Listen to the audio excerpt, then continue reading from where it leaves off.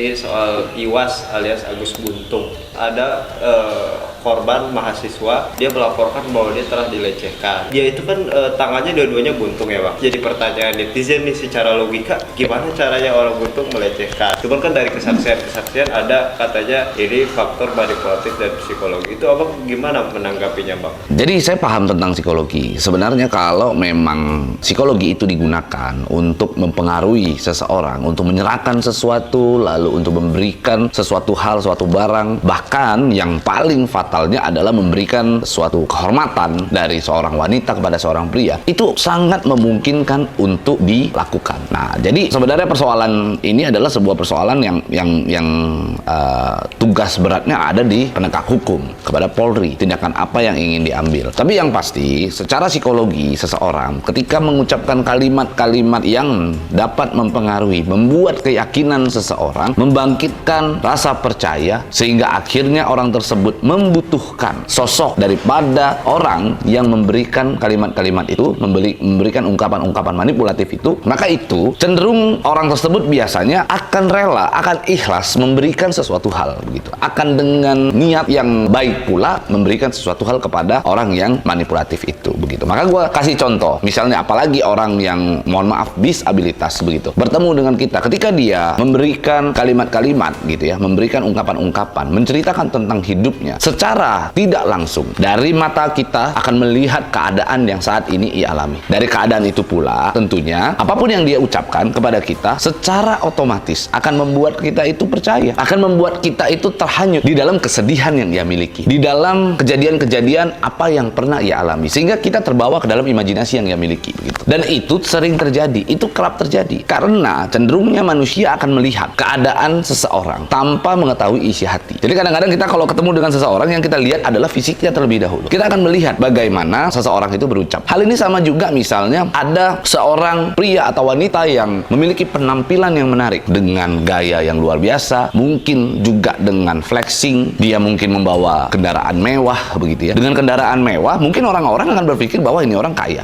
sehingga ucapannya akan terasa benar. Maka gue selalu menyampaikan bahwa kadang-kadang kalau kita punya penampilan tidak dapat meyakinkan seseorang dibandingkan dengan seseorang yang mungkin punya penampilan yang bagus, dapat menarik perhatian orang lain, tetapi kita ucapkan kalimat-kalimat yang bohong, orang akan bisa lebih percaya dengan orang-orang yang memiliki penampilan yang baik gitu. Nah, hal itu sama juga dengan keadaan Agus Buntung. Ketika dia mengucapkan kalimat-kalimat atau ungkapan-ungkapan menceritakan tentang kehidupannya, bisa jadi orang-orang yang mendengar akan membawanya ke dalam imajinasi atau terselami ke dalam keadaan itu gitu. Itu sering terjadi, dan itu bukan hal-hal yang berbau gaib. Jadi tidak ada tuh istilah hipnotis yang ditepuk doang lalu ngikut, nggak ada gitu. Karena kalau dia mau tepuk kan tangannya buntung ya gitu.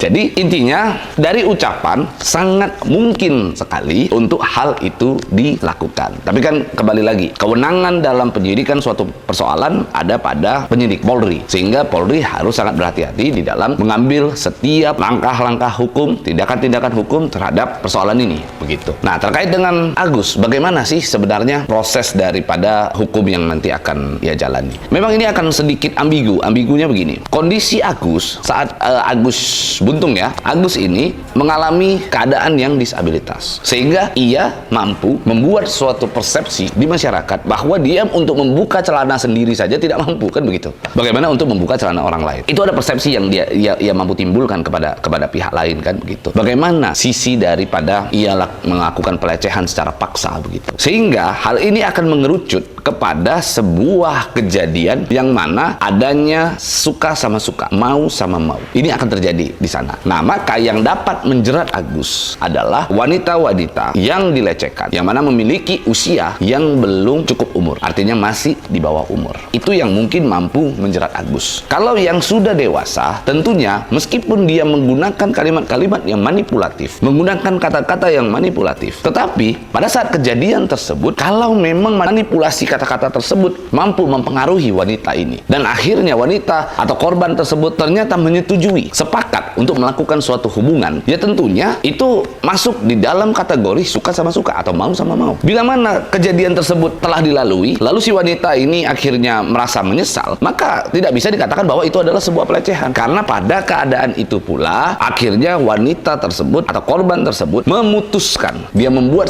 sebuah keputusan atas kejadian tersebut, dia menerima keadaan itu dan dia bersedia untuk melakukan hal itu. Nah, sehingga kalau dikatakan itu adalah pelecehan, tentu saya kurang setuju. Tapi untuk perbuatan itu yang dilakukan terhadap anak di bawah umur yang belum cukup umur, maka itu wajib untuk ditindak tegas. Itu harus diproses hukum, dilakukan penyidikan yang mendalam, maka itu dapat menjerat si Agus Buntung tersebut. Gitu. Nah, yang menarik Bang, ternyata korbannya gak cuma satu. Yang sekarang sudah melapor itu ada 13. Ada beberapa yang berstatement bahwa mereka diancam. Emang kalau ada orang itu mengancam, kita harus gimana gitu? Jadi ini persoalannya adalah jika memang itu adalah bentuknya ancaman, maka orang yang mengatakan bahwa dia dalam keadaan diancam itu harus memberikan bukti, tentunya harus membuktikan. Karena sebuah tuduhan itu ketika kita dapat lontarkan, maka kita harus dapat membuktikan. Nah, jika korbannya lebih dari satu, memang yang harus kita perhatikan secara seksama adalah ada nggak di antara 13 ini yang memang di bawah umur. Kalau memang ada di bawah umur, gua rasa untuk menjerat Agus ini adalah dengan cara yang di bawah umur dulu, terlebih dahulu diproses. Karena yang di bawah umur ini yang jelas akan membuat si Agus tersangka, yang jelasnya akan membuat Agus dapat ditahan hingga diproses ke dalam sebuah persidangan. Karena undang-undang tindak pidana kejahatan seksual itu tidak membutuhkan saksi. Artinya berdasarkan pengakuan seseorang dan berdasarkan hasil visum dapat melakukan proses hukum, dapat melanjutkan sebuah proses hukum hingga mencapai ke persidangan. Itu sih poinnya. Jadi bagi mungkin yang sudah umurnya cukup, yang sudah kategori dewasa begitu ya, ketika ingin melaporkan persoalan tersebut harus dapat membuktikan bahwa memang adanya sebuah ancaman, adanya sebuah tindakan yang mengarah kepada melakukan pengancaman terhadap orang tersebut untuk melakukan sesuatu atau menyerahkan suatu barang gitu.